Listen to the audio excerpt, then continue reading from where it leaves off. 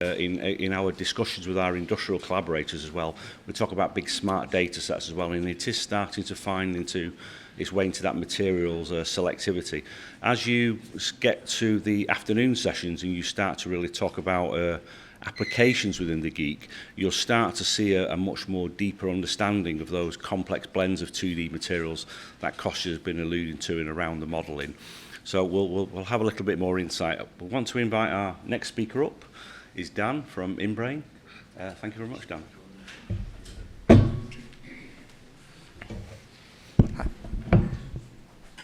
Hi, everybody.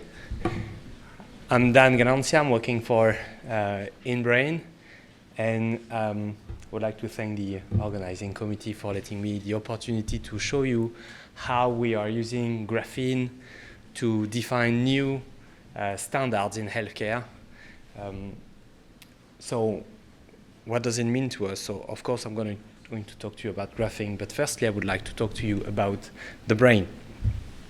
The brain is a masterpiece of biological engineering, but still it has not revealed all its secrets. The standard of care today and the existing technology are clearly a limiting factor to understand really how this organ works. And how we can, so it means that to treat and really release the full power of the brain, we need to take a groundbreaking path.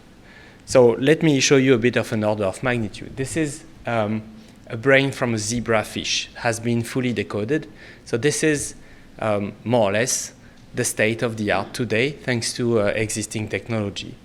But if you compare this to the gap from a zebrafish brain to a human brain, we see that there's still a lot to discover, and this is how we are going to use graphene to help and facilitate this new decoding, exploring these new frontiers, and it's actually worth it. There's a lot of people suffering from neurological related disorders, 1 on 3, on which many of those are refractory to pharmacology treatment, and they have no alternative. So this is where we have an opportunity here.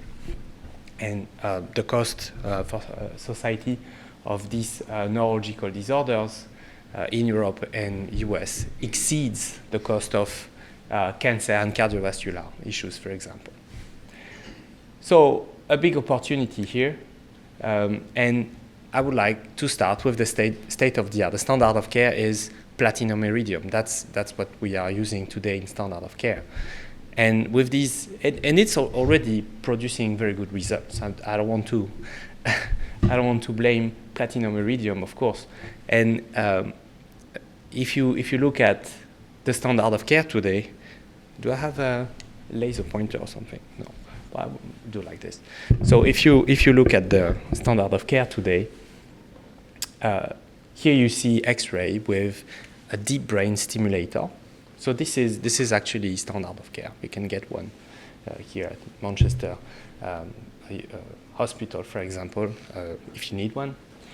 It has like a battery implanted on the chest, and you see the wires that are tunneled along the neck up to the skull, and then you see 2 leads that goes deep in the brain to stimulate the specific nuclei.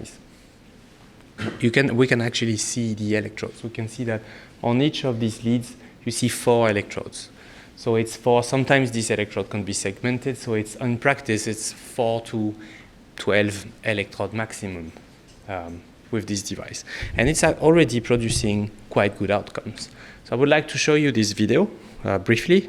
It's a young lady named Jasmine, and she was diagnosed with Parkinson's disease at the age of 14 and received deep brain stimulator in her 20s. And she's going to show what happens when she turns the stimulator off. The brain power you want is not in a bottle, capsule, or magic lamp. Looks like, because I haven't turned it off since 2 years ago when I did the video, which I will link above. And I really want to show you and to see for myself what my life would look like without DBS. the first thing I want to talk about is I had a programming update and what it would look like without. Oh, first let me show you what I look like now. I'm going to walk a bit, just a couple steps. You can see I walk pretty normally.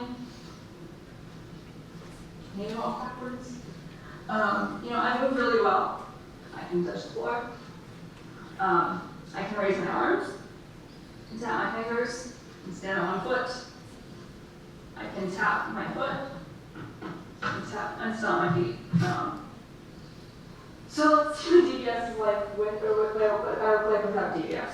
Patient programmer. I just synced it to my battery, and it's telling me that my battery is on and that it's charged. So now she's going to switch it off. Here goes nothing. Okay, I'm already feeling it. Yeah, you can probably see it. My shoulders are always the first. You can see also her face and speaking. I can't really lift my arms very high, and my hands start to claw. Let me show you my legs now. I'm not even sure I stand on my feet because I just can't. But as you can see, I try to walk. This is my walking.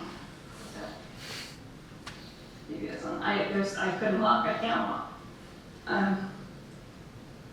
And you can probably start to hear it in my voice. It's starting to get a little bit raspy. Let's start carefully back up here and sit in this chair. Just turning this back on. It's really amazing how quickly turning off my DBS affects me. Let's turn it back on. I always sigh every time I turn DBS back on. It's pretty instant. It takes about half a second. With my arms, I can stand up. Woo! I can do this again. I can walk normally again. All in an instant. So that's why I had DBS surgery. I think I said that at the end of the last video too. But it's really amazing that 2 years later, I wouldn't be able to walk or do pretty much anything. I would be able to talk and to be able to use my arms. So the surgery, it's an medical miracle for me.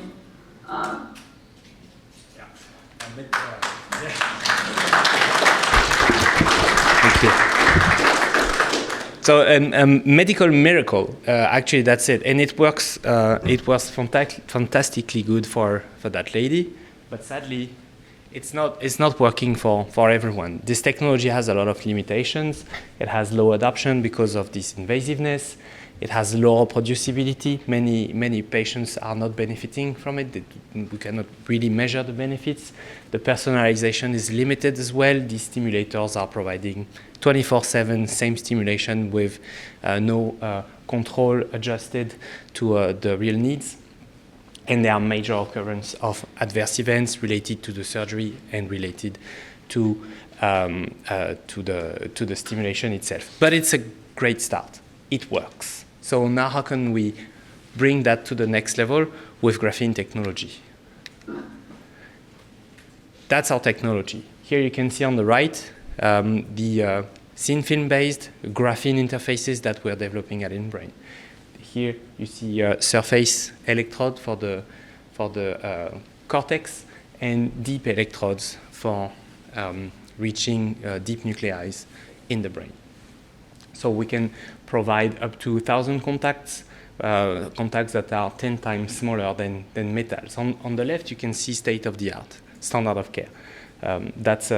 Here you can see a surface electrode, and this is basically what this Jasmine lady has in her brain. She has 2 of these electrodes. And when they are well located, if the surgery is perfect, and it happens in some patients, it can really work very well, and you can see that, but the variability is huge. So this is how we plan to bring this to the next level.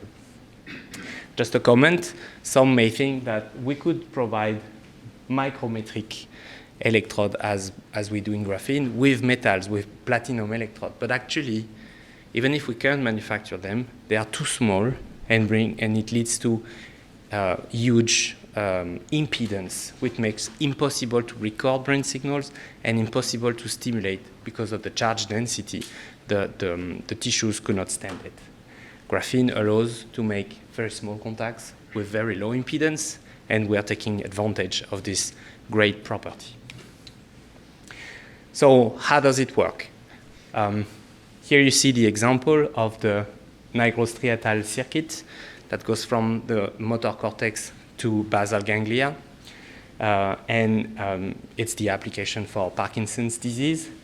So what we do at INBRAIN is high precision brain-computer interfacing with therapeutics to restore functions using graphene semiconductors and AI. So we decode at the motor cortex level the movement intention as well as the symptomatic activity. And then we stimulate the basal ganglia where the motor will be executed, motor functions will be executed, and we can stimulate in high resolution thanks to micrometric electrode. And that allows to restore all motor functions with limited side effects and major reduction of anti-Parkinsonian drug intake. So we got FDA breakthrough designated for this application with graphene interfaces. Parkinson's disease is our first target, but we plan to address epilepsy as well and post-stroke rehabilitation, speech impairment later on. So how do we make graphene interfaces sustainable for healthcare and for use in clinical applications? In other words, how do we make these interfaces safe, effective, and competitive? First of all, how do we make them safe? INBRAIN is a medical device manufacturer, and therefore we have to comply to some ISO standards for design, production, installation, servicing, and manufacturing of medical device. This standard is to be applicable for manufacturers of medical devices in Europe, but in US and in most countries across the world. So without this, no medical device. And also we have plenty of standards to comply to. I wanted to show you that one in particular because it's a standard of biological evaluation. In other words, the biocompatibility of our graphene interface, thin film with graphene dots, is biocompatible, and now we can use it in humans. Of course, there are plenty of other standards. We have a complex system with software, firmware, electrical safety to demonstrate labeling, etc. A bit on the effectiveness of these graphene electrodes. Here you can see on the left electrodes on the surface of the brain of an animal. Here's a large animal model, it's a sheep. And you can see on the top electrodes from standard of care made of platinum and the INBRAIN prototype below. In this prototype, we have 25 micrometer and 1 millimeter diameter electrodes. As you can see here,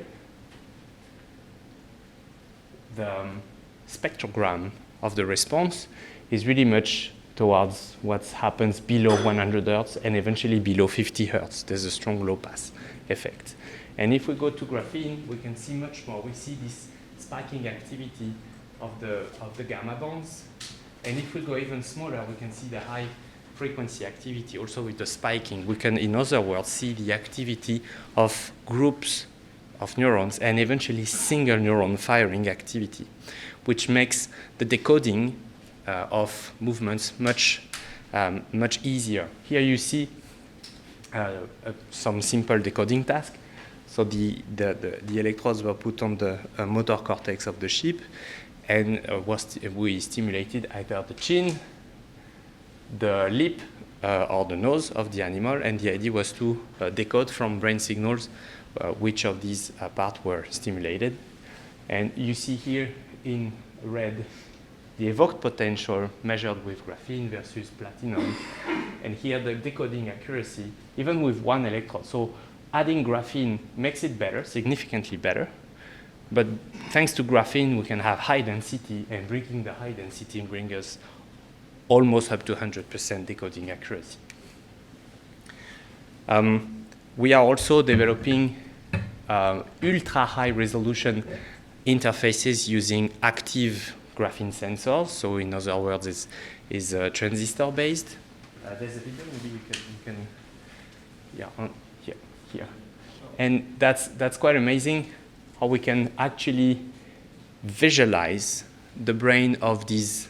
It's a rat model, so we can see really what's going on the brain surface of the rat in real time.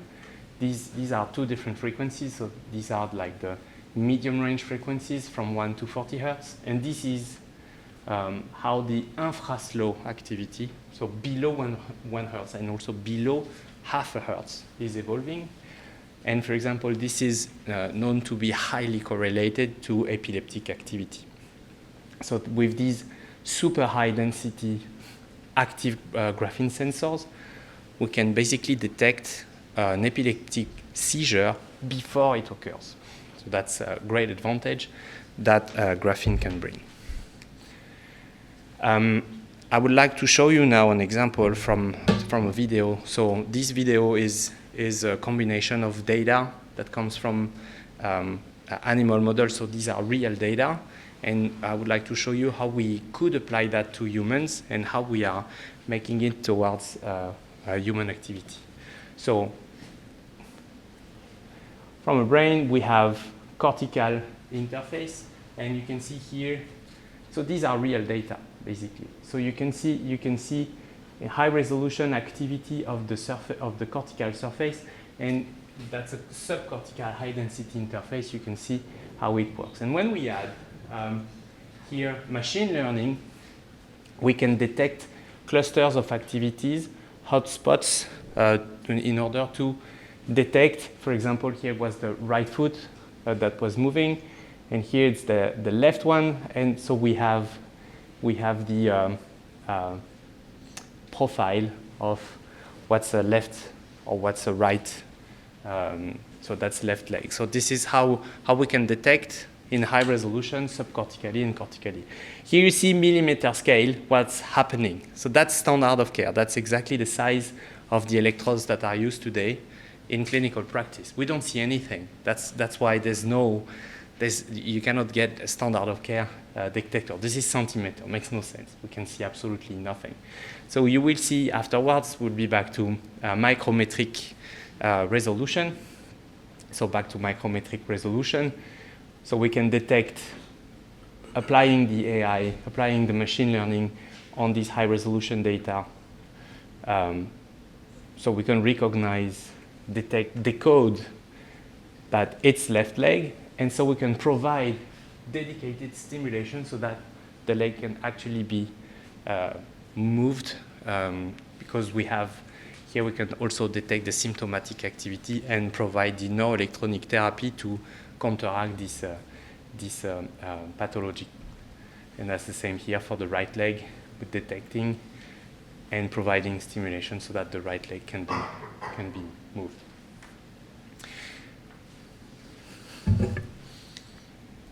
No. Yeah. We are about to apply our technology in patients very soon. A first-in-human study is around the corner.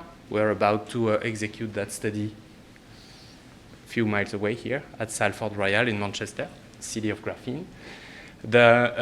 We will apply our surface cortical electrode in patients with primary brain tumors. And these patients are planned for surgery, so the brain will be exposed. And generally, cortical electrodes are used to map the brain to make sure the neurosurgeon cuts the tumor and doesn't cut any brain tissues that could be detrimental for the patient. We call that eloquent tissue, so to make the distinction between eloquent and non-eloquent tissue.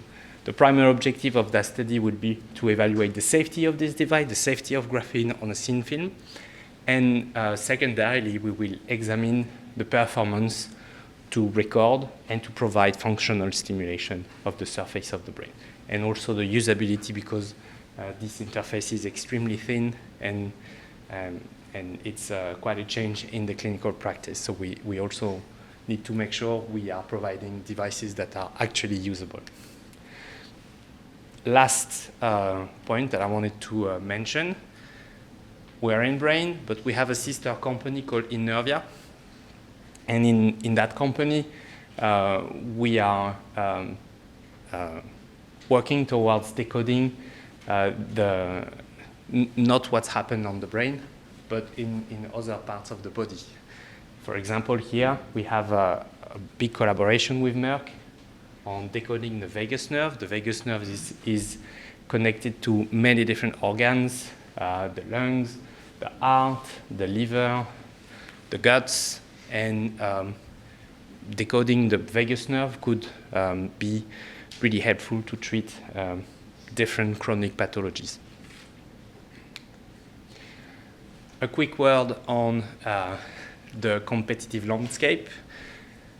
If you see on this target low invasive to high invasiveness, and the directionality, meaning like recording only versus recording and stimulation, INBRAIN Neuroelectronics really appears to be the real platform potential. You see other actors, just like Precision, Paradromics, and also Neuralink, the company of Elon Musk, within the same space. On the high invasiveness, you see the classic actors, Medtronic, Boston Scientific, Abbott, that provides today's standard of care devices that you can get today in the clinic.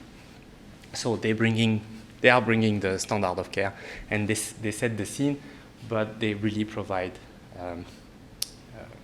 very high invasiveness in their solutions. Last slide, just to tell you that we have several publications on how we design our interfaces, the properties of graphene as a sensor on the brain, on the nerve, also some papers related to how we can detect epileptic seizures on animal models. And we got also identified as one of the key players in the neuro galaxy together with other companies.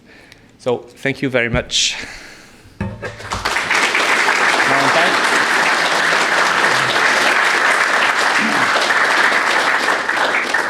Thank you very much, Dan. As you probably appreciate, very, very impactful talk there.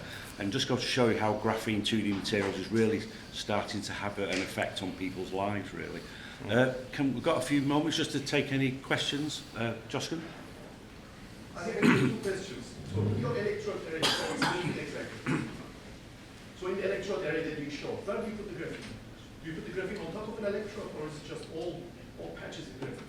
No, the graphene is really the active part. It's really the electrode that is made of graphene. So it's a thin film. It's a polyimide thin film.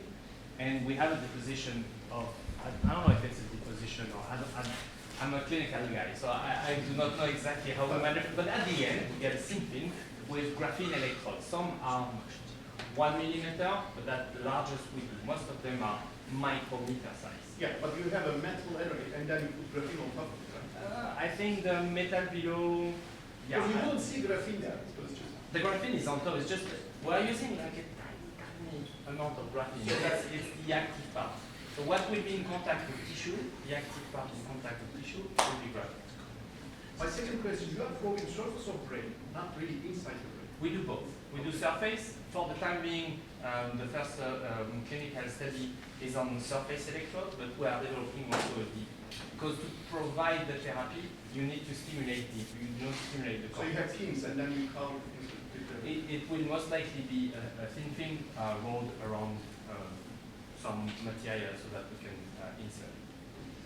Okay, thank you, Justin. Time for one more? Oh, one more. Yeah. I've been the presentation. Is the end goal to get to, for the Parkinson example, active feedback loop care rather than just a set signal. Exactly. Right. The idea would be to provide this closed loop Yeah. by measuring both pathologic activity, Yeah. but also real need. Patient can be walking, can be sleeping, can be reading, and it's not the same need. Yes. And also these patients are taking drugs, and the drug also affects the pathology and the level of magnitude of the needed therapy. But we need this high density to decode that. You're operating blind at the moment. Yeah, so today it's just a stimulator. You put it, you switch it on, and stimulate all 24/7 the same thing. That failure rate, I saw that 50%. Yes, 50%. 50% and 20% for the medical problems. Exactly. 50% is where you want to pull down. Exactly, because these big electrodes are stimulating the right nuclei, but also some other things around, and actually it creates side effects for sure. Fascinating. Dan, thank you very much. Very insightful as ever. Please, thank you, Dan.